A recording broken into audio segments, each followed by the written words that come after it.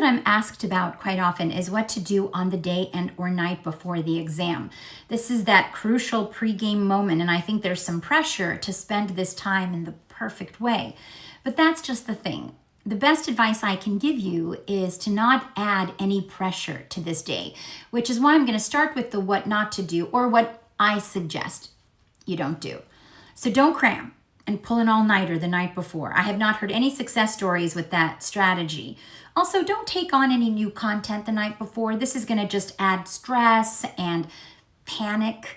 I also don't recommend taking a long, full mock exam the night before, especially if it's unverified mock exam. That can really hurt your confidence and really without any validity. Also, avoid doom scrolling on one of those large ABA social media pages or in general, but especially the night before. It can be so disconcerting to read about people's scary exam experiences. And finally, don't stay out crazy late. I imagine there's not too many people having their last night of pre-certification or like a send-off. That could be a pretty bad idea. In fact, the day and night before should really be a self-care day with a light side of exam prep.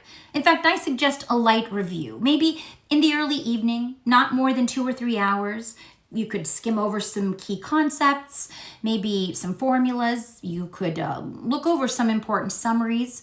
Now, I do suggest that you plan this light review if you're going to do it ahead of time, so that you're not scrambling or adding stress by thinking about what you're going to be looking over. There could be maybe mnemonic devices in that review, some active recall practice. You can even add practice questions if you want.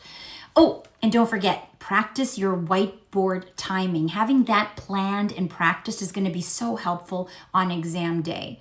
Now, it is also important that you plan a hard stop time, ideally a few hours before you go to bed. And that's when I suggest you ramp up that self-care routine. Think about that healthy, balanced dinner. Maybe avoid the wine on this night or caffeine and sugar.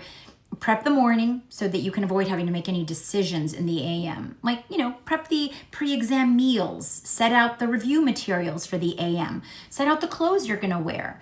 Make sure that your car has gas and that you know where you're going for your exam.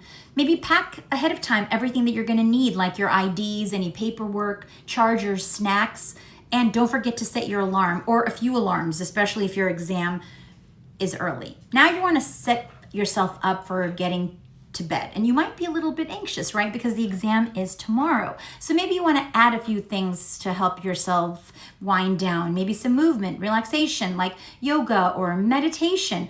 Anything that will help you fall asleep a little bit easier. Even a little light TV, just, nothing too intense or stressful. And again, don't doom scroll or do any of that last minute ABA Googling.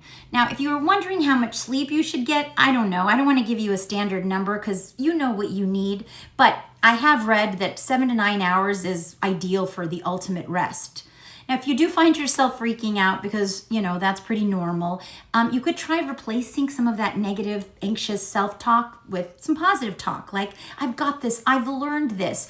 And, reframe this nervousness with the idea that this is the last step. Like, you've gotten here, you've done it, you've finished the supervision, you've finished the coursework, you've studied your butt off, and you're here, you're about to be done. So if I don't talk to you before the big day, good luck. If I don't talk to you after the big day, congratulations. And hey, you've got this.